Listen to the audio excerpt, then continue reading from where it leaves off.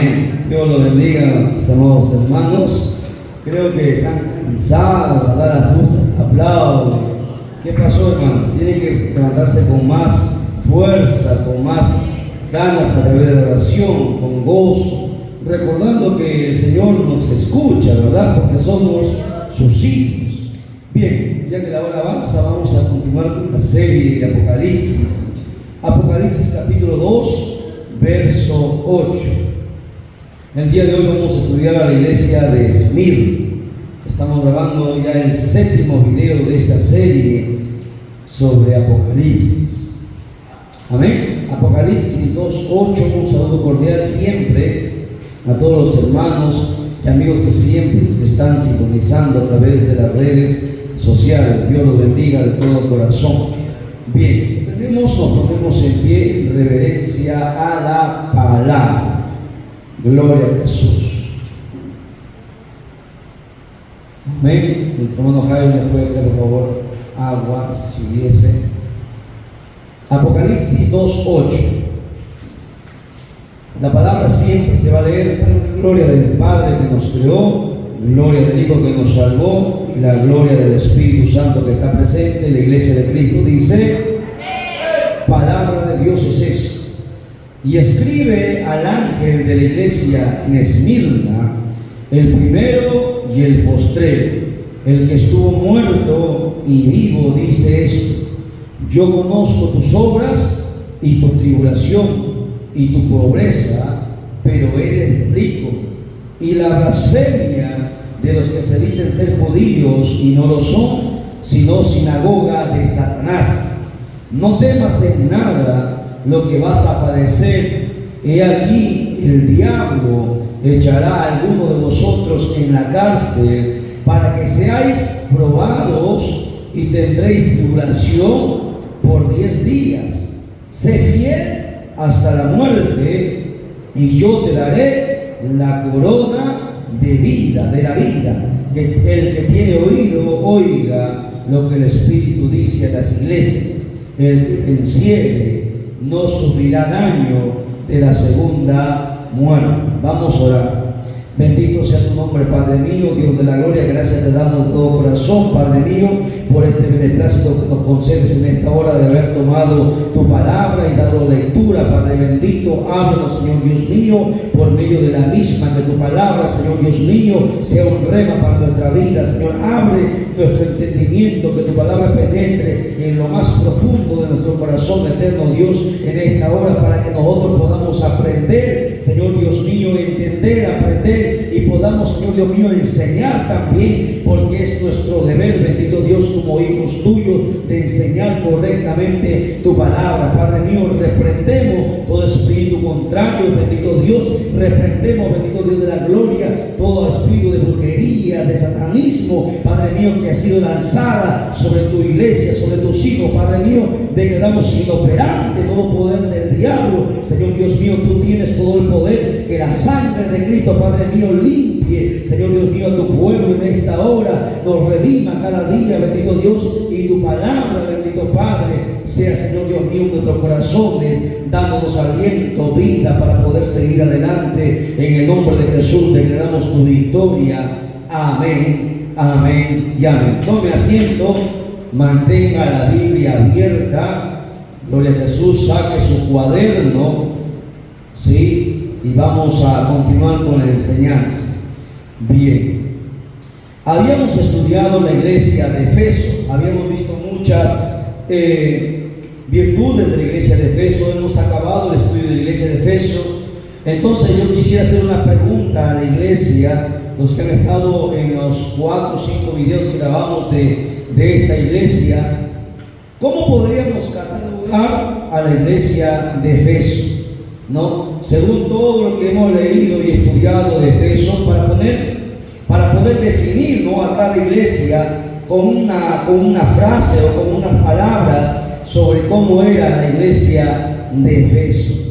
Alguien me podría decir, supongo que ustedes han estudiado del día de ayer, los días anteriores, la semana pasada han estado estudiando a esta iglesia. Recuerde que las 7 iglesias representan la condición de la iglesia en toda la era eclesiástica, desde que fue formada hasta el día que Cristo la lleve en el arrebatamiento de la iglesia. Estas iglesias han existido físicamente en Asia Menor, en Turquía, para que usted tenga un conocimiento más, porque tal vez usted dirá, pero ¿cuál es el Asia Menor? Turquía es donde se encontraban estas iglesias, en ese país que nosotros el día de hoy conocemos como Turquía. Ahí estaban estas iglesias. Y esta iglesia de Efeso que hemos estudiado tenía muchas virtudes. Y si queremos catalogarlo con alguna frase, a la iglesia de Efeso se conoce como la iglesia sierva, porque era una iglesia de servicio. Tenía muchas virtudes, ¿no? Y era una iglesia que servía. Entonces ponga ahí en su estudio, en su cuaderno, Efeso es la iglesia sierva, que tenía un defecto. ¿Cuál fue su defecto? Que había perdido su primer amor. ¿Ok? Como resumen para la iglesia de Efeso, hoy vamos a ver a la iglesia de Esmirna. ¿Ok? ¿Qué es la iglesia de Esmirna? Para su conocimiento, Esmirna, ¿ok? Viene de la palabra mirra. ¿Alguien sabe qué es la mirra? ¿Alguien ha estudiado sobre la mirra? La palabra Esmirna es derivada de la palabra mirra, ¿no? Y la mirra es mencionada en diferentes pasajes en la Biblia, desde el Antiguo Testamento hasta el Nuevo Testamento. Se usaba la mirra para diferentes propósitos, para diferentes objetivos. Es más, en el tiempo de Jesús, la Biblia dice que los reyes magos vinieron y entregaron 3 regalos al Señor. ¿Cuáles fueron?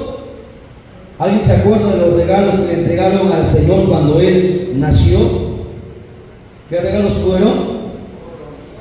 Oro, mirra e incienso. 3 regalos, ¿verdad? La mirra tiene un significado. Bueno, para los que no conocen o los que no han estado en el estudio anterior, aquí tenemos vaso, Cairo. Pásenme nada más el agua, aquí hay un vasito. Voy a definir cada uno de estos aspectos para que usted lo tome en cuenta. Sí, por aquí tenemos un vasito. Gloria a Jesús. Amén. Anote. Gracias. Dios te bendiga. Anote. Vamos a ver. Oro. El oro tiene muchas representaciones en la Biblia. El oro representa, anote, 1, riqueza. 2, divinidad. 3, pureza. 4, refinamiento espiritual. Se utilizaba también, 5, se utilizaba también como ofrenda y sacrificio. El oro. Interesante, ¿no? Algún día vamos a hacer este estudio sobre estos 3 elementos, pero para su conocimiento. Repito, el oro representa riqueza, divinidad, pureza, refinamiento espiritual, ofrenda y sacrificio. Claro que cada uno de ellos tiene su texto bíblico que puede respaldarlo, ¿no? Porque recuerde que le entregaron oro como ofrenda al Señor cuando nació. El oro también es puro, porque cuando pasa por el fuego es el metal más puro. Al oro se le conoce como el dinero de Dios, porque el oro no es fabricado como el dinero. Las monedas, el cobre y todas esas cosas, el papel que se hace es fabricado por los hombres, por las industrias, pero el oro no. El oro es el dinero de Dios, si lo quieren llamar así. Es el material de Dios que está en la tierra, que siempre la gente lo ha querido conseguir. Incienso, anote, ¿qué simboliza el incienso? Bueno, simboliza 1, adoración. 2, oración, porque la Biblia habla de la oración de los santos, ¿verdad? Entonces el incienso simboliza adoración, oración, purificación, santificación, fragancia y dulzura. Yo les voy a dar como tarea para que ustedes investiguen sobre esto. Ya les estoy dando, porque recuerden que es una escuela, estamos en la escuela bíblica. Y la mirra, lo que nos compete. La mirra se asocia, 1, con sacrificio. 2, sufrimiento. 3, honra. 4, resurrección. 5, sanación. Y 6, medicina.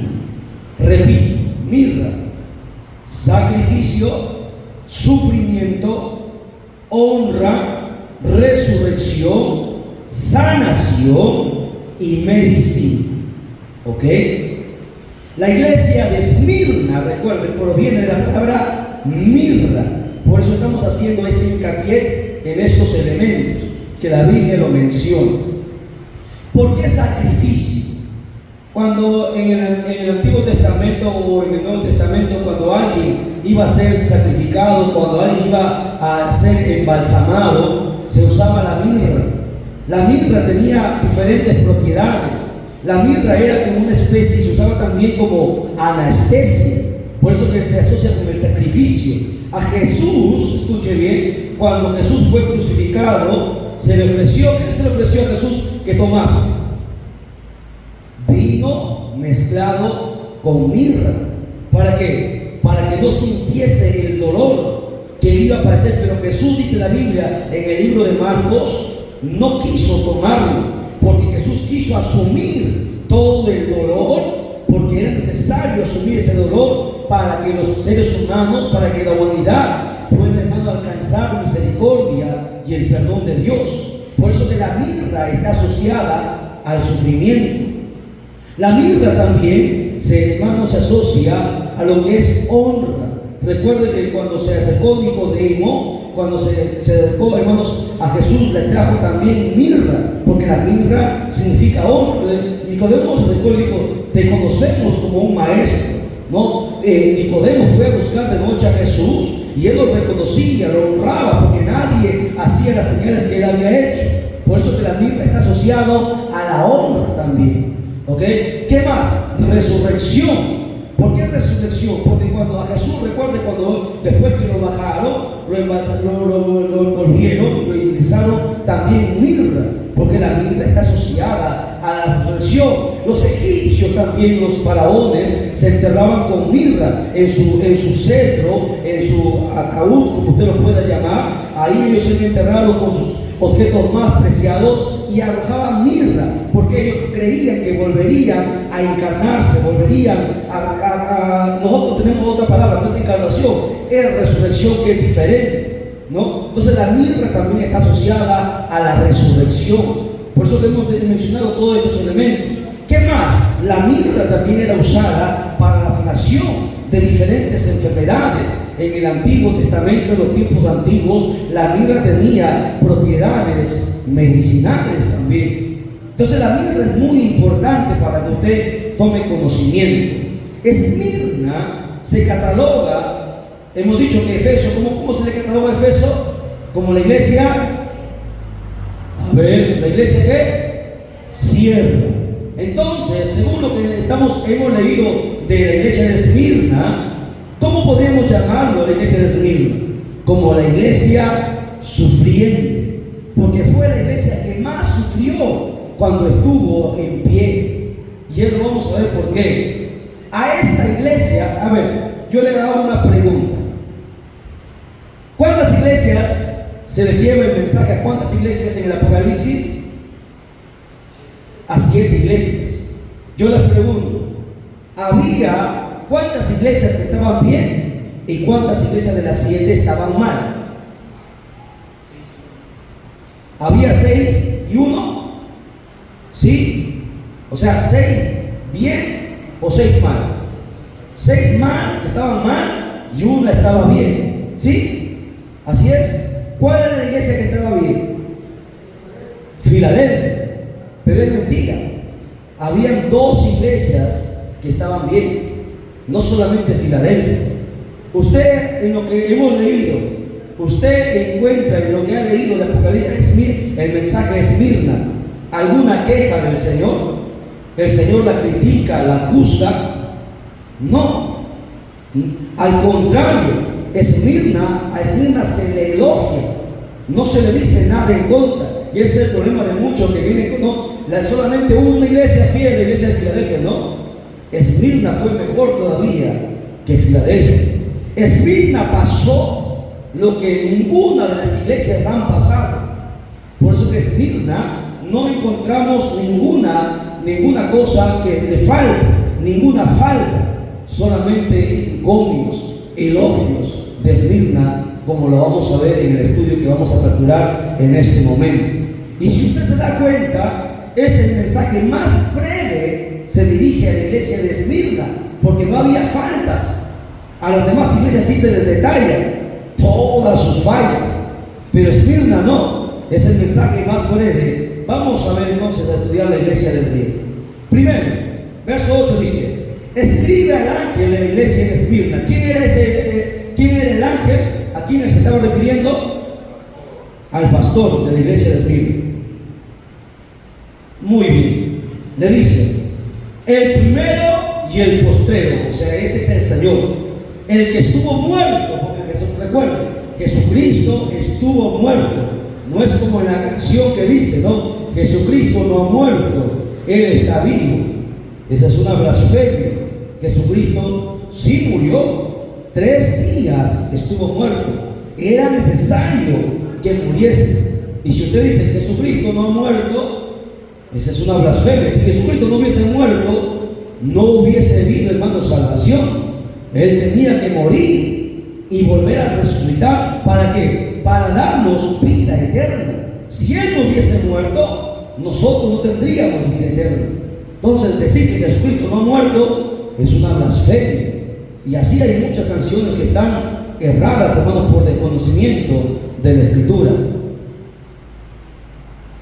Ahí dice: el que estuvo muerto, porque sí murió, y vivió, dice, volvió a levantarse al tercer día.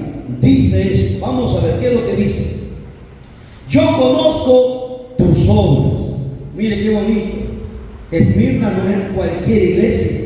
Esmirna era una iglesia que estaba llena, escuche bien, de obras. Una iglesia que evangelizaba, predicaba, compartía las cosas como la iglesia primitiva lo hacía, las cosas en común. Había mucha dificultad para servir en Esmirna, pero ahí se ayudaban los hermanos como verdaderos hermanos fieles, no negaban su fe, los perseguían, los mataban, los ultrajaban, los metían presos a los líderes, a los pastores, pero Esmirna continuaba, seguía haciendo obras. En una iglesia que, a pesar de que le tuvo más difícil que las demás iglesias, se mantuvo fiel. Dice ahí: yo conozco tus obras y tu tribulación, porque era la iglesia que más sufrió, la iglesia que más padeció, pero nunca negó al Señor. ¿Ok? Y dice ahí: y tu pobreza. Era una iglesia, mira, Esmirna era una ciudad. A ver, ¿cómo podemos hablar sobre un poquito de Esmirna? Era una ciudad llamada la corona de Asia, para que usted entienda. Esmirna era la ciudad más excelente en aquel entonces. Era, como podemos decir, la ciudad más poderosa, más adinerada. Pero sin embargo la iglesia padecía muchas necesidades. Esta iglesia se encontraba en Turquía. Era la ciudad más bella en el Asia Menor. En esa ciudad era el centro de ciencia y de la medicina. Ahí se hacían muchas medicinas y de ahí se exportaba a diferentes lugares.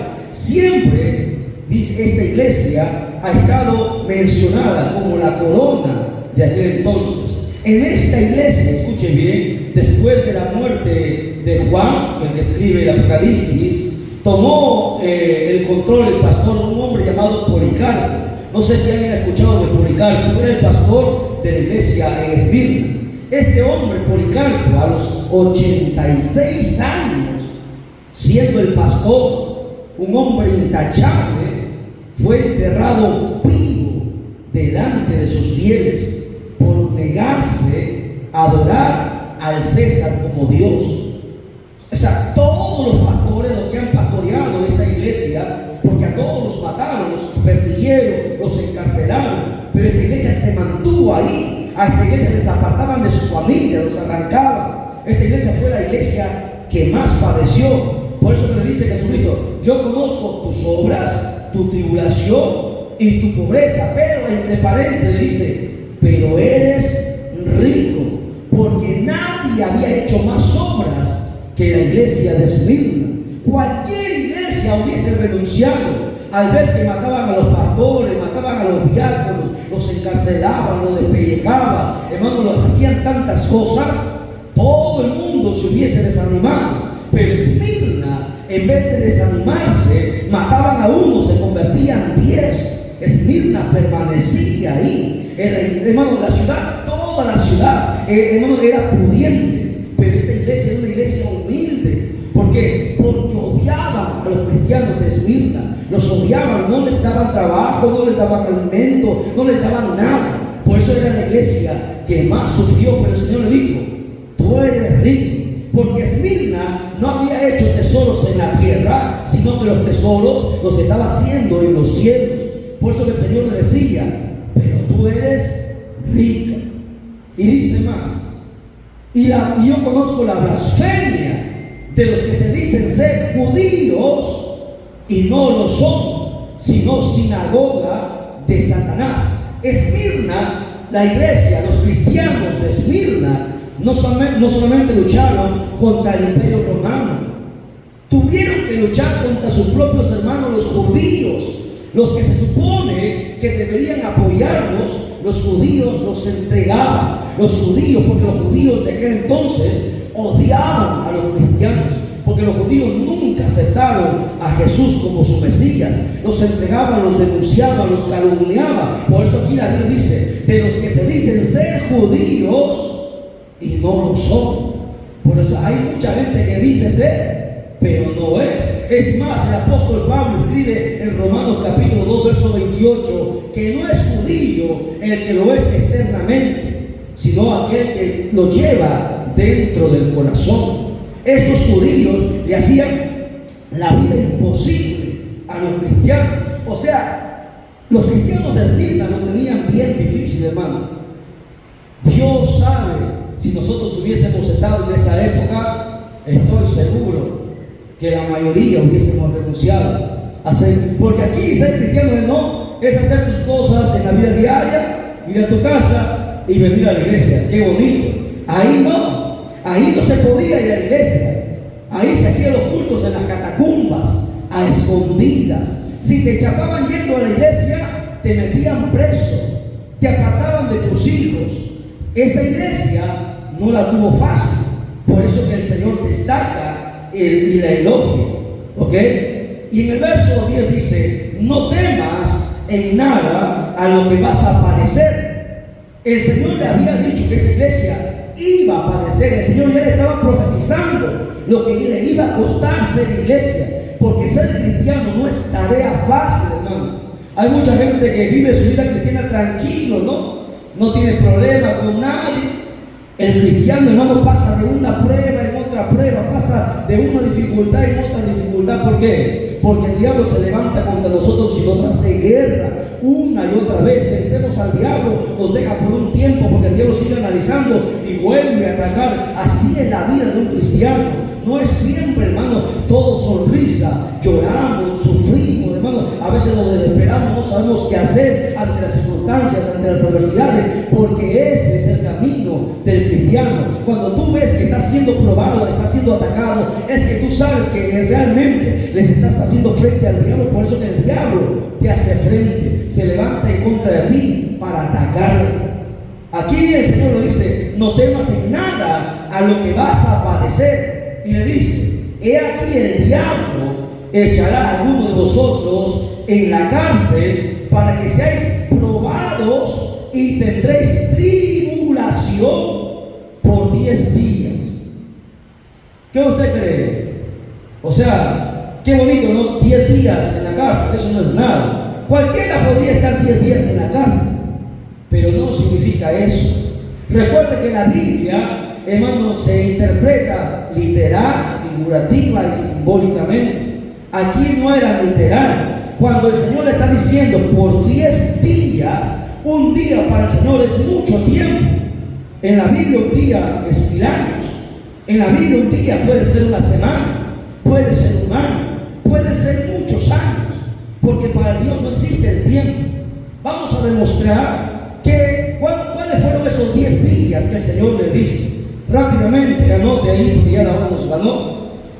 La tribulación de 10 días simbolizan 10 periodos de intensa persecución contra los creyentes por parte de los 10 emperadores romanos más fieros de la historia. 10 emperadores se levantaron contra la iglesia de Esmirna para destruirla, para acabarla. O sea, no eran 10 días, eran 10 periodos y costó muchos años. Vamos a ver. Primer periodo empezó con Nerón, el emperador Nerón, del año 64 hasta el año 68, 4 años después de Cristo. Aquí en este periodo, cuando Nerón gobernaba, el apóstol Pablo, por orden de Nerón, fue decapitado, cortado en la cabeza. El apóstol Pablo, imagínense qué tan fiero fue ese periodo. Este hombre Nerón, digo hombre porque él se creía Dios y no era nada, ahora está en el infierno. Este hombre quemó la propia Roma, quemó toda la ciudad de Roma, murieron miles, niños murieron. ¿Y qué hizo Nerón? Culpó a los cristianos.